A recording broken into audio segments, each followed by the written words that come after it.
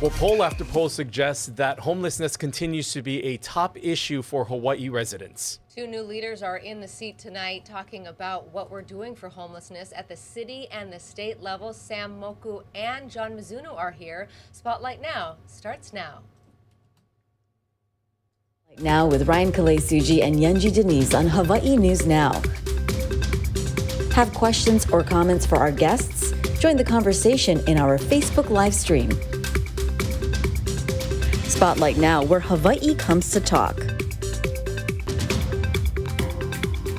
Well, thanks for tuning in here on this Tuesday to Spotlight Now on Hawaii News Now. We want to welcome into the studio now Sam Moku as well as John Mizuno, two individuals who are now tasked with a very big problem and issue in our state, and that is, of course, homelessness. We're going to get to some of the questions that we have, but we also want to encourage those of you who are watching on air and online to enter your questions into the Facebook section of our comments on the comment section of our Facebook page at Hawaii News Now, and please engage in the conversation with us as we begin. Sam, I want to start off with you. You have been transitioned into this role, serving under Mayor Rick Blangiardi in his administration. Explain to us your role and how is this different from what we've seen in others who have filled in a similar capacity before with the city? The position, the homeless coordinator at the city, Anton Krucky, who is the director of the Department of Community Services, was really carrying the torch during the last 3 years. And so it was time for the administration to actually place a coordinator within that position, and that's what our mayor did. And I'm glad I'm in this position because I'm familiar with that department. And John, tell us a little bit about how you came to this role. We know that James Koshiba was in there for about a year, and now you've had a long-time friendship with the governor. How are you tapped to take this on? Right. Well, at the legislature, I worked on homeless issues all the time. In fact, Governor Green and I go back a long ways, and we're both representatives, and of course, when he was a senator and then lieutenant governor. The focus is pretty simple and straightforward. We want to significantly reduce homelessness. Simple 4 R's is reduce homelessness, reduce crime, reduce recidivism, and reduce taxpayer costs. If we do this correctly, we can get the 4 R's. So that's our mission. You know, as we start off talking about this conversation, of course, this is not anything new. We have seen different attempts and different models by those who have been in power, both in the city and the state, to tackle this issue. And yet we are seeing higher numbers. We continue to see a number of people who are struggling and are living on our streets. I want to start off with you, John, from the state perspective. What do you think is the most significant difference with the approach to what the Green administration is doing from what we've seen in the past? And how is this plan of action different from others? Because you have spent some time in the legislature as well, have seen other administrations tackle this. How is this different? Right, truly historic. The Green administration wants to focus on housing is healthcare. And if we can provide better healthcare, we can reduce homelessness. Housing is the key. Second, I've got a great working relationship with my city counterpart, Sam Moku, good friend of mine, went to school together. And so the big difference is Mayor Blangiardi, Governor Green, they're congruent as far as addressing homelessness, as well as their homeless coordinators. And if you look at the neighbor islands, same thing. You're going to be seeing the other mayors support what Governor is doing. Because we have this unprecedented coordination and collaborative effort together, we really feel we can move the needle in reducing homelessness. The focus is on Ohana zones and Kauhale. And because the city, that various counties are working together with the governor, we think we can accomplish this. And again, you know, you're right. No other state administration has resolved or solved homelessness. We want to be the first, working with mayor and our other counties, to be the first to actually do this, successfully manage homelessness. Thank you. Yeah, and I just want to add that, you know, the partnership with mayor and Gov, and as well as John and I, you know, it's not also incumbent just on us, but our community as well. So, you know, I think we have momentum going when government gets out in front, and then everybody can kind of follow. I mean, our service providers who have been there the longest through this long haul, are all on board with what the governor and the mayor are looking to do. We always like to get questions from our audience, and we have some coming in on Facebook right now. And I'd love, Sam, for you to take this on first, and then John, if you could add to it. Is there anything being done to stop states from sending their homeless to Hawaii? There is this perception in the public that a lot of the folks that we see on the streets are transplants from the continent, maybe sent here on a one-way ticket or came here, and then are down on their luck. How much of that is myth, and how much of that is actually happening? It is happening. I mean, we're free to go and travel wherever we want, but we do have our share of one-way tickets, and John actually has a lot more to provide, but we do have a way to help our one-way ticket homeless people to find their way back. There is a program that actually John started. Why don't you share? Okay.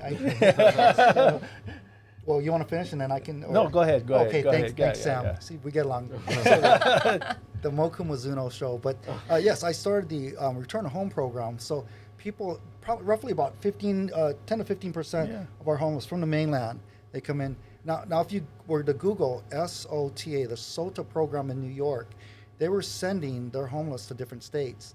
And I had written a letter as a legislator to the U.S. Attorney General to stop that program, and they stopped it after we reached out to them. So some of the homeless would be sent from New York to Hawaii. So we do know, Sam and I both know that it is occurring. Alaska, there was a mayor in Alaska that was going to do the same. We sent a letter out to him, and he's going to rethink and not do that. But there are roughly 10 to 15% of our homeless that are from the mainland or from Micronesia.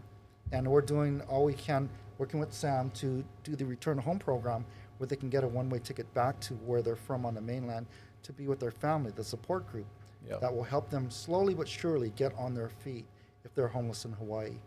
But yes, that is an issue. It's concerning to all of us. And Sam and I are trying to protect the finite amount of resources we have for our local homeless. Correct. Yeah. Good job, John. And I guess the question is, what does that process look like for an individual who maybe comes here and enjoys Hawaii, wants to be homeless here? I mean, how do you convince them that they should go back? And what does that process look like in one, identifying who these individuals are, but two, also how that process of sending them back looks like? Great question. Go ahead. Okay. No, you go first. So all I was going to say, so our service providers play a big role in this, because when the homeless come in, obviously they're looking for shelter, they're looking for services, and our service providers have, they'll go out and screen them. They'll, where did you come from? And at some point in time, they'll ask them if, do you want to go back home? And so that's where things starts to move.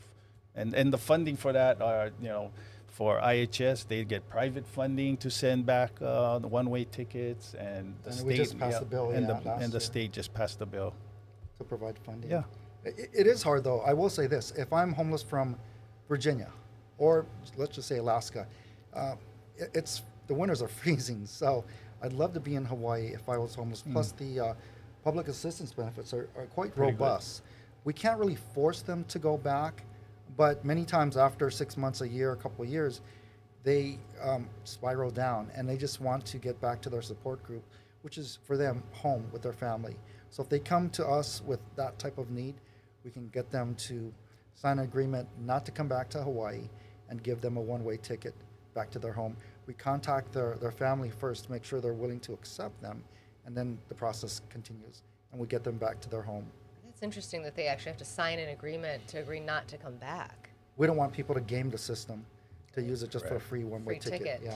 Okay, there's another question from Manu. Thank you so much for writing in today saying, I know being homeless isn't a crime, but crime is crime. Is there any way to use the criminal justice system to involuntarily commit homeless people to get them the services they need, address addiction, etc.? There's a lot packed into this question. Sam, we'll start with you. The the mental health issues that are plaguing a lot of the chronically homeless, the people who we see on the street who really need services but perhaps haven't accepted them, what are the mechanisms to actually get those people into the care that is appropriate for them? You know, the bigger, the big population is, you know, mental health, homeless, mental health as well as drug addiction. That's something that the state and the city are working on to provide triage services as well as drug rehabilitation. Some of our service providers have that in place already, but I think at the state and the city level, we're going to try to ramp that up. Yeah, I mean, just building on what Manu had said, that, you know, John, if someone doesn't want to have a service, just like if they don't want the one-way ticket, you can't necessarily force them. But there are programs to try to help folks who really can't make those decisions for themselves. Yes. Absolutely. If they have a mental condition and we can prove that they don't know the wrongfulness of their conduct, we can get them to the psychiatric help they need and house them. Working with Sam is great because we're planning to see if we can get our homeless to get support services, get a roof over their head. They'll do much better if we can do that. Now, the homeless person, the guy or gal that refuses services, well, if they're camping on a hillside of a park at night, they're trespassing. Yep. So we can use the law to say, you know, friend, sorry, but either you go to jail or you go to a kauhale or transitional housing center. And that's how I think we can effectively prod them into going to a safe space. And address the issues with a lot of homeless throughout our county, and working with Sam on this issue closely. One of the things that, of course, is important is just how to overall gauge success and how you find success, because there are a number of programs that have been implemented. Of course, we'll talk about some of them, including kauhale, that the administration is putting forth. But when you look at the overall success rate of how you measure how things are doing, oftentimes we look at just different reports. And a recent report in December, a federal report said that Hawaii's homeless population had grown by about 4%. What do you, we'll start off with you, Sam. What do you attribute this growth to, and how do you tackle it when it seemingly looks like we're moving in a much different direction? The last time I looked at the numbers, I thought they actually went down. But, this past point in time count, which was in 2023, it upticked, I think, only 2% with 4,092 homeless that were counted. And I think the 2024 count will be, point in time count will be coming out in May. And we're looking for, hopefully a stable number. But I think overall, from COVID all the way till 2023, things have been going down slower. And I will bring up one point. The number probably popped up in 23 because a couple of shelters had closed down. Was that Next Step shelter out in Kaka'ako side had closed down. So, but they have been absorbed in other shelters. I mean, John, when you look at the trends, what's interesting is in the last administration, I remember when Governor Ige left office, and they usually submit different reports to the public about how well they've done. One of the things that his administration really focused on was families, right? Getting kids into the appropriate facilities. And so you do see a lot fewer families on the streets than you did maybe 5 or 10 years ago. So that's a noticeable improvement. Yet the numbers are still, statewide over 6,000 individuals. So what do you attribute this sort of demographic to? Who are the people most in need right now that are ending up on the streets? Local homeless. And not all have a mental condition or a drug addiction. We've got a number of working homeless. We've got students that are going to college that are homeless. Here's the key, though, for Sam and I and Mayor Blangiardi and Governor Green to focus on is the data. If we are getting the numbers down, reducing it by 20, 30, 40%, that's black and white. 2 + 2 = 4. If we get the numbers down, we're doing a good job. If we're not getting the numbers down, Sam and I, Governor and Mayor, aren't really doing a good job. So we're really focused on the data, do the best we can to really reduce homelessness significantly. one of the things that we also like to look at is just where we're seeing some of these growth. And when you look at this problem in the past, we've seen, of course, encampments in the Kaka'ako area that, had to have been swept time and time again. Is there a specific area that we'll see? We'll start here in the city and county of Honolulu, Sam. Is there a specific area that is of most concern that you are looking to tackle first, where you're seeing maybe more of these encampments and some of the areas that maybe are the city would like to address and prioritize? Ivile has its share, of their homeless, but, really on the west side is where there's a disproportionate of Hawaiians who are homeless. And so we really need to take care of the west side, get out there and, get some shelters out there, get service providers out there. But, I think, again, Ivile has been kind of a sore spot, yeah. And it's so visible, right? I mean, it's right along our sidewalks, and we get calls every day, about where they are, which is very helpful. And so, yeah. And John, maybe for you, beyond just Oahu, because you are working with the state, this is a statewide issue. What are some of the other areas around the state that you're seeing maybe an uptick in some of the areas that the state would like to address specifically? My answer is congruent to Sam's. He hit it spot on. The urban core, downtown Chinatown, Ivile, number of tents that we've seen just lined up. Yep. We've got to do a better job collaboratively, you and I, Governor and Mayor, and exactly what Sam had mentioned, west side, the Waianae, Makaha area. You just see so many homeless on the beach, and so this is something that Sam and I have continued the dialogue on, and we're going to work on hopefully a very big solution soon. Yeah, so we're working on this together, along with Mayor and Governor. And I'm interested I'm interested to hear both of your thoughts on sweeps, when they're appropriate to use, and the thing about sweeps that we've seen is, yes, you might sweep a neighborhood, but if we don't have a place for those folks to go, and of course that's where kauhale come in, but can you have enough kauhale to back up what you're doing with the sweeps? What are your thoughts, more broadly on sweeps in general? Yes, I am working with Sam on that, and so sweeps can be effective if the end game is to get the homeless, say I'm a homeless person, caught in a sweep. If you get me the services I need and get a roof over my head, and I stay there and start to avail those services and get myself better and start to get self-sufficient again, it's a success. If you sweep me and after 5 days I'm back where I'm at a park or the hillside of a park or under a bridge, did the sweep really matter? Not really. And again, this is something that Sam and I have talked a lot about. We think that if we do this effectively, but collaborate and get the end result being that the person or the people that are swept get a place to stay, it could work. The next thing is, do we have the available beds? And that's what Sam and I are working on. Not only kauhale, but maybe shelter-style tents. Explain a little bit more about that. Shelter-style tents, what would that look like? It would probably be like after disaster, where you have tents. And if we were to sweep and truly start to get a roof over someone's head, that might be a great place for a triage center and eventually get them into a kauhale or another place. But we need at least a temporary place.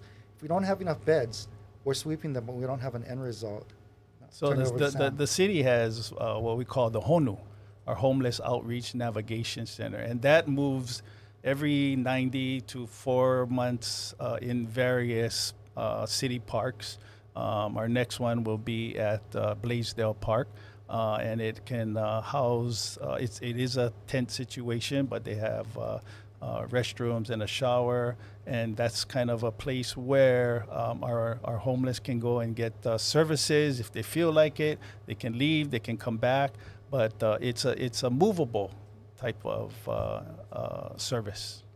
Yeah, and going back to, I'm just interested, when do you think sweeps are appropriate? Because prior administrations have heard, they've been sued, there's a lot of tension around that. I'll address that. The sweeps are made for sanitation reasons because they are there for a long time, and there needs to be some sanitization of our sidewalks, and as well as be able to meet the ADA rules for our kupuna, who they're on wheelchairs, but you need to, in order to do those cleanups, you need to have service providers. You need to have service providers there to help them engage with our homeless, because this can be happening 10, 20, 30 times, but eventually one of those homeless persons will say, help me, I need help.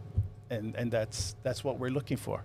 I want to stick with the HONU program, because this was something that was introduced by the mayor and something that he has been championing and has campaigned on. What has been some of the early successes that you've seen so far with the HONU program, and what would you ideally like to see for the future and the expansion of the program overall? Yeah, so the HONU has been around for a few years now, and I think the most important part is there's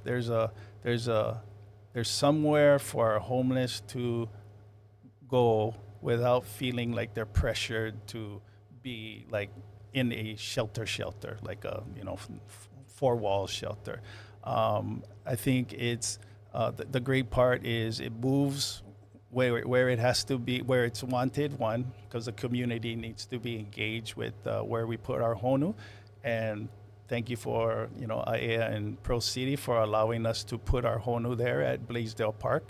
But I think the outcome of the HONU has been the fact that we've been able to place our homeless into shelter and, give them a second chance or a third chance. And that second chance also is at the state level is really predicated on Kauhale. For those who may not be familiar, and I think by now most of the public is aware of this concept, but just if you could tell us a little bit about what Kauhale is. We know there were 2 blessings, I think, just last week for new facilities, one on the windward side and one in town, but tell us a little bit about that. Yeah, the Kauhale concept is like a tiny village where everyone supports each other and they move forward. But it's not just that. It could be even a dorm or a condominium or apartment complex. So the city and state, Sam and I, we've been working on the Waikiki Vista. It's a joint project between the state and the city to house homeless. We're looking at possibly having one of the floors just for a kupuna. 48 units, for our families. We're over a couple, close to over 200, yeah? Yeah. See, when you start to hit numbers like housing 200 people, you can eventually see another 100, another 200, 2-3 projects down the pike. Eventually we get closer to that famous number of housing 1,000 homeless. And if we can do that, then I think, it's a feather in our cap, but we're not done. Let's do it. Well, Let's do it. And so we're looking statewide, give or take on the point in time count, around 6,000 folks. So, you've got the goal is 1,000, to have space for 1,000. And I think obviously it's unrealistic to think that you could house all 6,000. That's not the goal. But at that point with the Kauhale, is Kauhale permanent? Is those 1,000 folks, are they in there for good? And then what about the other 5, or is that just a step on the way? Both. I'll answer it, and I'm not trying to be elusive Not at all. on your question. It could be permanent. So Sam, I'll use myself as example. I go to Kauhale. Hypothetically, after 6 months, I get better, get a part-time job, and able to pay rent. Then all of a sudden I move out. I get my own place, which is great. Now, this is the second person. I go in there, 6 months I'm doing well, then all of a sudden I backslide. I end up using my drug of choice, backslide, just stay in my room for 3 days, whatever it may be. I'm just not ready. It might take 2 years, 3 years. I may stay there 5 years. But the point is, it's better to have me in that Kauhale and in that single unit than on the street alone. Because at least I have access to medical help. I have a support group, social worker, nurse. I got a security to watch over me. So it's a lot better to be in a Kauhale than be out fending for myself on the streets. And for those who maybe are still learning about the Kauhale model, can you explain a little bit about how this is funded? Because when you hear the governor speak about this program, he has a list of locations that he'd like to have this pop up in various neighborhoods throughout the city as well as throughout the state. But one also has to think about how this is being paid for. Can you talk about the mechanism behind the funding for this program that sees a bright future, but also is going to require some funding? Right. State will fund it. Many times when we do a joint project with the county, it's a joint funded program. I'll give you an example. We're looking for a big Kauhale on Maui. Governor got HUD just released $6.9 million for Maui fire displaced victims. So we're going to use that money to build Big Kauhale for the people of Maui that have been displaced by the fire, along with the homeless that were there pre-fires. So the question was, how do you continue this? It's not super complex, but I'll explain it this way. I'll make it as simple as possible. Okay, so hypothetically, we go to a pastor, Pastor Smith. He has land. He allows us to use that land, 20-year lease. We put 100 micro units, tiny homes, Kauhale, for 100 homeless. Some are couples, so maybe 120, 130. The operator makes sure they get eligible, they get Medicaid. So now you're saving the state money because they're not going to inundate the hospitals. They're covered by Medicaid. They get SNAP, that's food stamps. $448 million from the federal government comes in from SNAP. It generates $1.70 to the local economy. So that's almost like $1 billion for our state. It helps us a lot. But SNAP's not paying for the housing. You also get a person on SSI, which could range anywhere from I think $450 to maybe $900 a month. At the 6-month period, we're having the tenants pay for rent. So I think that's something that we haven't shared with the public. Sam and I are trying to do a better job educating the public that just because I'm in a Kauhale, don't mean I get a free ride. I should be, by my 6-month mark, paying $300 a month. 9 months, a year, if I can afford more, I will. What if I'm the COFA migrant and I don't qualify for SSI? I'm still not going to get a free ride. Either I'm going to provide security or maintenance. I'll be working to stay there. So it's not really a free ride for anybody. Eventually, that's how we're going to sustain a Kauhale, with SSI covering a lot of the costs. Yeah, and Sam, tell us a little bit about how the city sees this and why this is a good investment.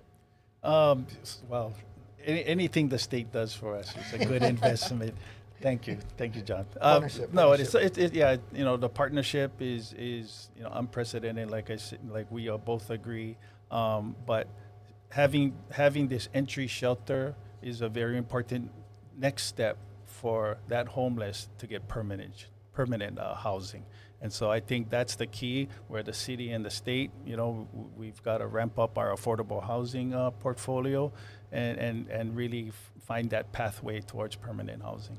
Okay, we see a lot of your questions coming in, and we're going to get to them in just a minute. But first, we're going to take a short break. Stay with us. Spotlight Now will continue right after this.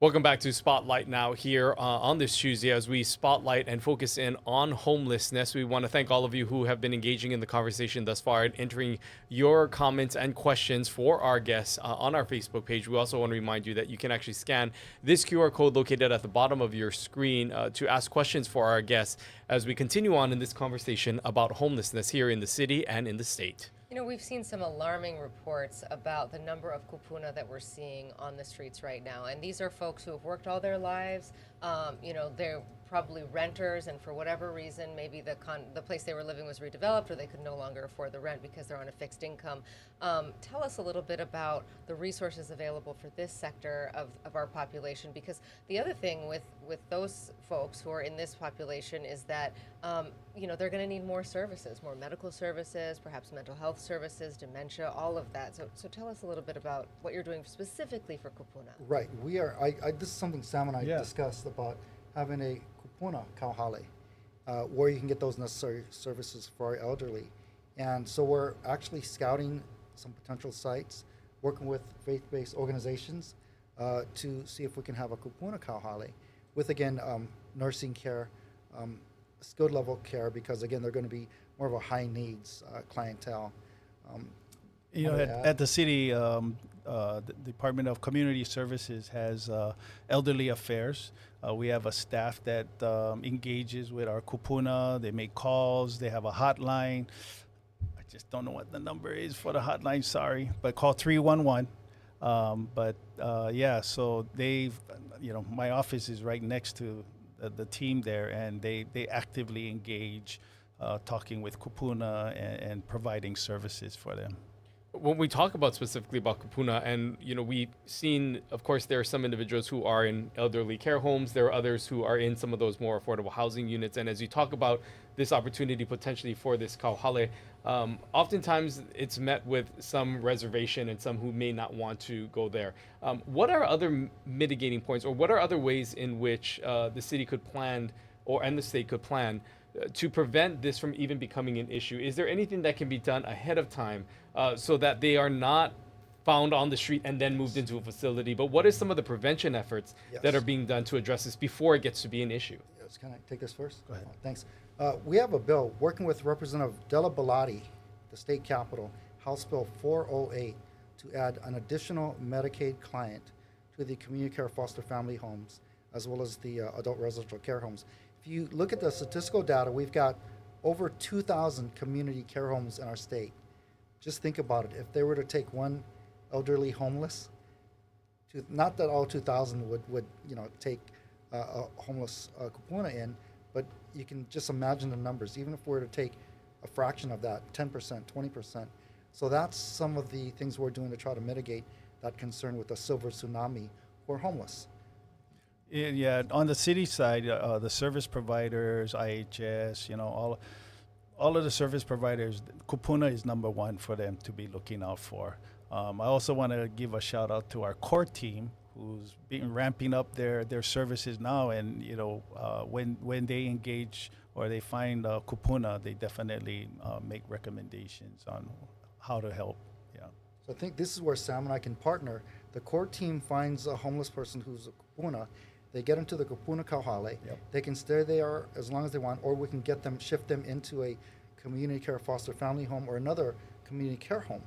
If we do that, it opens up another bed. We continue this. Yep. And that way, as a partnership, we start to reduce our elderly who are homeless in the state. There's another comment here saying the kauhale need drug, alcohol, and work rehabilitation as well as mental health services. We talk a lot about service providers.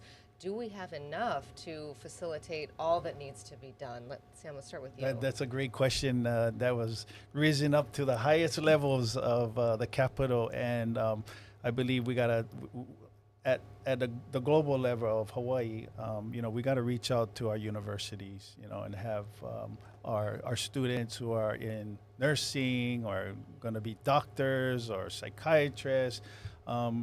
We need to engage them in volunteering, and that is going to be, the future of how we got to increase our services. Thanks, Sam. Good question. I agree with Sam. We need more social workers. Neighbor islands, it depends. I think it was Kona side, no, Hilo side, they had enough social workers, caseworkers for homeless. But I think it was Kona side that didn't have enough.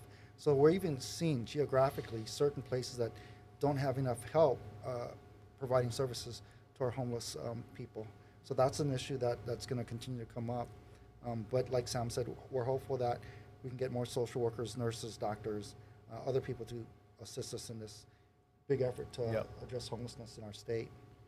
As the legislature continues on, and John, you mentioned a bill that you folks are advocating with and for with Representative Bellotti, but are there any other measures currently going through the legislature right now? You, having just come from there as an elected official and serving in the House for a number of years, what are some of the other things and priorities in bills or in legislation and things that you are really advocating for this legislative session? Right, Sam, if you don't want out. Senate Bill 471 is a bill from Senator Miley Shimabukuro from the west side. Yep. It's to allow the governor and the homeless coordinators for the city and the state to have safe zones where we can legally, house some of our homeless.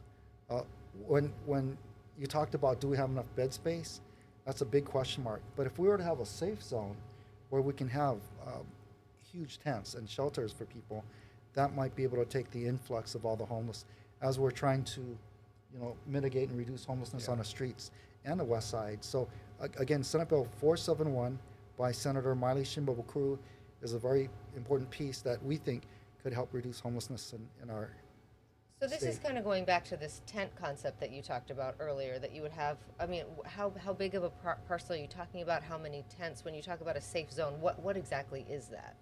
I should defer to Sam because we're going to work together on it, but it would be like I actually don't know. times 10. Hono times 10. Yeah, that's something that we've been discussing because the triage services would be important. So if we were to respectfully, humanely do a sweep, we need to find out, do I belong with the duly diagnosed people or am I kapuna? Where would I go? So you need to do these services. The tent would be large enough where we can do massive outreach, kind of like a medical mission in Hawaii. Yeah. With doctors, nurses, social workers, all focused on helping the needs of our homeless. We have a saying, our homeless, they need beds of many flavors. So it's not just a one size fit all. So yeah, that's kind of the complex. Yeah, the question. complex part. Yeah. But Sam and I are working. Permanent, supportive, kupuna, family. It's just a diverse amount of different shelters. And that's why Sam and I agreed it would be Honu times 10 because we need the bed spaces for them because we just can't sweep them and in a week time they don't have anywhere to go. They're going to go right back to where they're at and taxpayers will just get upset. It's a head scratcher. Why are you doing? It's insanity. You're not doing anything, to resolve the problem. So if we work together, we think we can get an end game where that homeless person will get a roof over their head and a more permanent place to stay. We mentioned at the top of this broadcast, when we look at some of the polls that are done and some of the issues that are in front of the residents of Hawaii, homelessness continues to be one of those that most residents here in Hawaii are concerned about and are frustrated about. And we've seen the frustration come through with comments, and also I'm sure you guys hear it as well from your offices.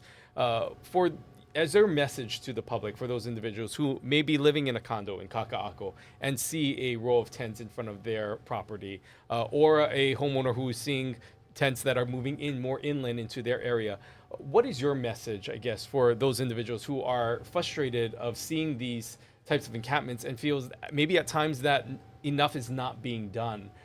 How do you address some of those concerns and frustrations by the public? Sam, we'll start with you. Well, yeah. Let me just say, I totally understand, the amount of calls we get and complaints, and and they have every right to do that. But also on the homeless side, we're John and I, the mayor and the governor.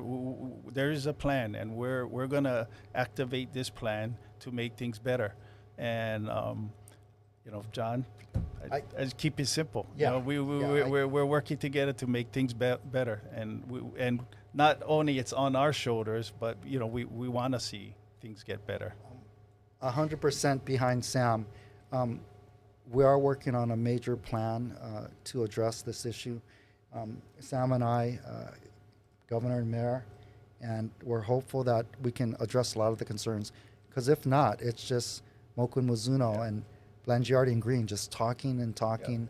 It begins to be political football and nothing's being done. So I think at this point, Sam and I, we agree with the public. They want to see action. And I believe in a short time, we may be able to do something that will be quite powerful. But we couldn't do this without the partnership that Sam and I have and the partnership that Mayor Blangiardi and Governor Green has. Yes. You know, I think when the governor was on here last, the incident with the Chinese national, who's a school teacher, who was attacked with acid by someone who we believe is houseless. Tell us how that incident is influencing the work that you're doing, because when he was here, you know, he said that he was very upset, and he used the word that he was angry about what had happened. And I think there's a lot of people, you know, it's not a crime to be homeless, it's not a crime to be impoverished, but there is this element of danger that a lot of the public feels around a lot of these individuals. So tell us how this incident specifically is influencing your work. Significantly. And Sam and I are directly congruent to this because we're with Governor and Mayor talking about this incident. People have a right to feel safe in their home. People have a right to feel safe in their community. What that incident did was it just rocked the entire community. It basically said maybe Hawaii is not a safe place to be living in. And Governor was disturbed by what had occurred, as was Mayor. And when we met, we've got to do something, I don't know, Sam, revolutionary, something really big. You can't just say that's a bad thing, get more police, and it's going to resolve. It's not going to go away. So I think until we truly address homelessness and reduce crime, which that was an act of violence, we're not going to really get the end result. So that's why we've been working so well together and collaborating. That shook us at the core. Sam and I and the Mayor and Governor, we had meetings on that, not more than one, a number of them. And at this point, people of Hawaii don't feel safe in their own community. And that's something that we have to do a better job at. And again, it can't be just getting more police on the spot. It needs to be a revolutionary, a systematic change. Yeah, Sam, how has that incident affected your work and your drive now? Yeah, I mean, when that happened, I just scratched my head and it's like, what's going on here? And as John was mentioning, you know, this is not an easy job, but I will tell you this: it'll be fulfilling when we complete what we need to do with our homeless initiatives. And so it'll take a little while, but things are moving very quickly. And I want to say that you know, we will be addressing a lot of tough questions, and we will be addressing how our homeless are being helped, and as well as how we position them for, you know, services and putting them into housing. When we look at this issue, of course, it is not confined here to the islands of Hawaii. This is an issue that, you know, states throughout the country are dealing with, and just cities throughout the world.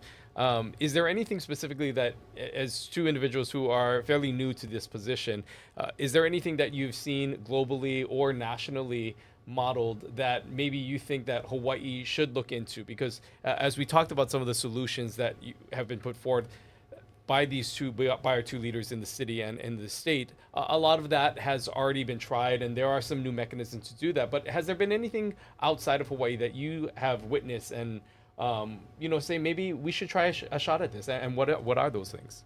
Let me go first. Yeah, you go first. I'll say I think Hawaii has something to share for our mainland comparts. You know, Auntie Twinkles and Auntie Blanche, really, they've been doing this for years, 30 years. And you know, they're kind of the stalwarts out there for how homeless can thrive, how homeless can be productive in their own little ahupua'a. and supporting that is huge. And I think that's something our mainland guys can learn from. I agree with Sam. Auntie Twinkle and Auntie Blanche, they've been doing it without state funding. Now county and state are helping them, but this is after they had already successfully housed so many homeless. Great model. Everybody feels important. Everybody's part of that village. That's part of the concept we took for our Kauhale. Looking nationally, I think, or internationally, Finland does a great job with housing first. They make sure all their homeless are housed. I think that's a good model. I don't think we want to pay 60% tax, but Finland has a decent model. Utah does a good job at housing their homeless. I think they're pretty good. They're on the right track. And when you're talking about diversionary program, people coming out of prison, instead of them going back into prison, you reduce recidivism if you can get them housed. Miami-Dade has an excellent program on their diversionary subject matter. So those that are coming out of prison, they house them, they equip them with a job, and it's reduced their crime, reduced recidivism, reduced their need for more jail space. So those are a couple areas we'd like to look at. You know, I think anyone watching the program today can see how much you two genuinely seem to like each other. We see the fist bumps, we see, just a lot of camaraderie. Tell us a little bit about your relationship and how you think that is going to help this situation. Because we've seen in the past where the city says, no, that's because that's the state's responsibility, or the state says, actually, that's a city issue. You have to go talk to them. How is this, given your dynamic, how is this different? You want to go first? Well, so we've had several meetings and we've had those discussions, and then it's amongst our staff to kind of make it work in the end, So, I mean, John and his staff have been great on our end at the city. We're working well together. I haven't seen a glitch yet, that has popped up, but it's been a great relationship. I think it doesn't work unless you have a mayor and a governor who, see eye to eye, and then now they're, second in command for homeless. We've been there, and we've been friends for a long time, and I think it's you can't get a perfect storm other than this. Sounds more Brody. We have beautiful history. We went to UH together and played a little football. I was more like water boy. He was a starter. Great defensive back. He's got good wheels too. He's fast. But Sam and I are just friends, and we will call each other over the weekend, sometimes at night, 6, 7, 8 at night. I'm like, you okay? Can I talk to you? And that's just how we roll. I'm just so grateful that Sam is in a position he's in, and we don't let politics. It's just, can we do the job? How can we get the solution? How can we work together? And that's it. No egos. No egos in this. Yeah, we truly want to make a difference. We truly want to make a difference. And John, I want to ask you specifically, as someone who has served in the House for a number of years in a number of different roles and leadership positions as well, for you to make this decision to join the Green administration in this role, to give up your seat representing the Kalihi district, which I know that you're very passionate about, how difficult of a choice was that to make, and what ultimately led you to pull the trigger and decide to take on this responsibility? Good question. Took 4 days. Going back and forth with the governor because I just wasn't sure. I was so comfortable doing what I've been doing. Only 4. How long did it take? It took 4 days. I went back and forth with the governor, and I finally decided. What changed it for me, what made my mind locked in on accepting the position, was the fact that we could do something that no other administration has done. That's what Governor Green had mentioned. We can successfully manage homelessness. There's no other Lingo, Abercrombie, Egay, there's no other administration that has successfully overall addressed and managed homelessness. And to be a part of something special like that, I had to say yes. And little did I know my good buddy would be joining us in this. So shortly thereafter, he became the city homeless coordinator. Yeah, and I think we'd ask you a similar question. You were the chief of staff for the mayor, and this position, Anton Krucky had kind of been wearing a number of hats and doing all of it. Why did you decide that now was the right time for this for you? The timing was couldn't have been any perfect. There's been discussions behind the scenes on how we wanted to address homelessness, and so I said, "Hey, coach, put me in," and so I'm here. Well, when we look at the future, specifically just with this year, what are some of the key initiatives or milestones that you are setting for yourself? to help measure, as we talked about, the measurement of success. But is it a number of people that you want to get in by the end of the year? Is it a number of kauhale? How are you? What are some of the benchmarks and measures of success that you're setting? John, we'll start with you as we continue on in 2024. Great. Governor had mentioned he wanted to get at least 12 kauhale in this year. So we've got three. Across the state. Across the state, correct. Numbers for us, if we can significantly, I'm talking like 500, 800, 1,000, reduce homelessness by that number, it's a win. It's a win. I'm just grateful to work with Sam Oku on these initiatives for Oahu. But I think we're going in the right direction, but we need more beds, and we need to properly coordinate with the county sweeps, where if you get that person off the street, he or she actually has a roof under their head and they end up staying there. That's success. So numbers, kauhale, and working with the city and county to make sure that person has more of a permanent spot to reside, those will all be victories for us. And Sam, for you, I mean, is there something specifically that the mayor has asked for you to do in this first year? Any sort of key initiatives or key milestones that you want to reach? Yeah, I'll just share a little bit. You asked the question regarding what the mainland, kind of has done in the past. Outreach to encampments. There's a number of encampments around the island, and focusing on those encampments in order to provide the services they need over a certain amount of time is going to be the game changer. We're going to have service providers with law enforcement to make sure that our service providers are safe, but our encampment outreach will be the key part of utilizing the shelters that are being built as we speak. We know that as a community, we all play a role in this, and I think the public does have a lot of frustration. So on an individual level, when we see, homeless in our community, what do you want people to do themselves? What do you hope what is the public's role in all of this? I would say, call 311. If you see something, we get calls of different kinds of calls that I look over every so often, and then a lot of them are, there's a homeless guy here, under a bridge, and those are the things that helps me, so that because I kind of map out where we're gonna send those outreach people, and so that's very helpful. Because we don't know where they all are. I mean, most of them are in certain places that they like to be, but there's other places that we don't know about. And so, for the public, just keep calling 311, because I'm definitely using that data to help us. And John, what would you say to folks who are frustrated with this and want to be able to help out in some way, but don't necessarily know how? Right. Okay. So first of all, if the homeless person is committing a crime, or say sleeping in front of the storefront, or doing something bad, and it's a criminal act, call 911. You got to report to the police. It is what it is. If you have homeless that are just, hanging around and don't know any better and need help, call us, our office, along with Sam's office, and we'll work to get outreach workers there.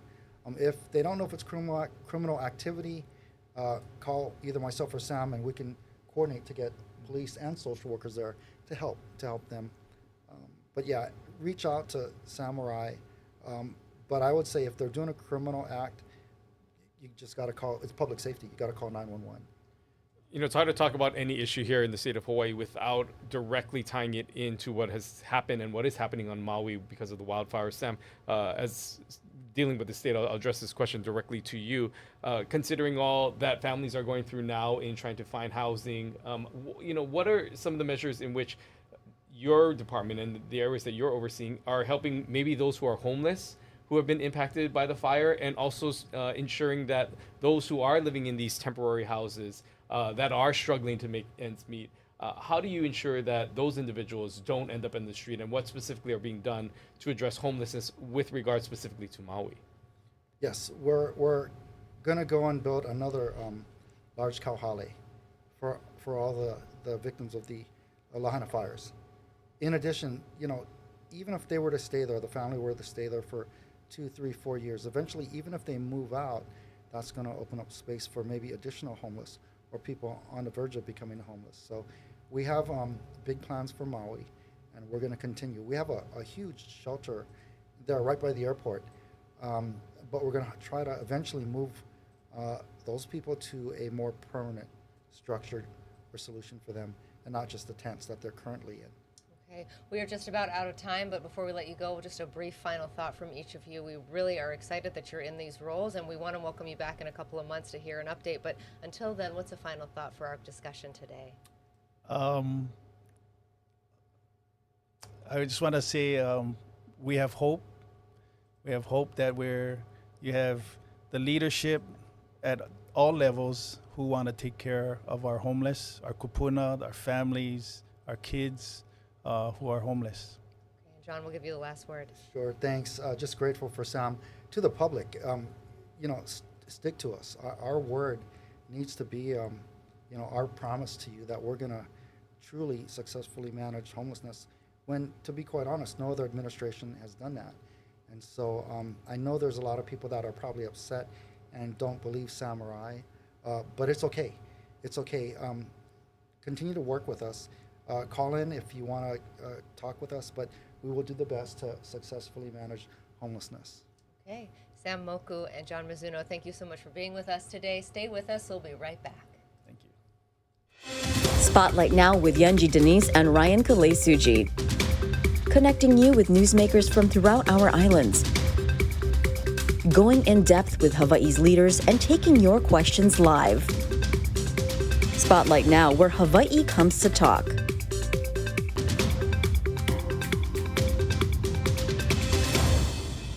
Well, great to hear from two leaders regarding homelessness here. We heard, of course, a number of things that really signify that these two are committed to working together. Of course, we saw it throughout this interview of this talk of collaboration. And as you mentioned, Yunji, this is an issue where in the past we have seen at times the division that runs down Punchbowl Street between Honolulu Hale and the state capitol really on display when it comes to homelessness. But you get a sense now from these two leaders who have been assigned this task to tackle homelessness that they are committed to bringing and bridging the gap that we've often seen with this issue. Yeah, I mean, that personal dynamic that, the fist bumps throughout and really each deferring to the other, saying that they're calling each other on a daily basis. They are committed to the kauhale. It sounds like something that we're going to have to revisit in a few months to see the progress. Next week, we are going to be speaking with two leaders about the Rediscovering Hawaii's Soul movement. Dwayne Krisu and John Osorio will join us. We hope to see you then.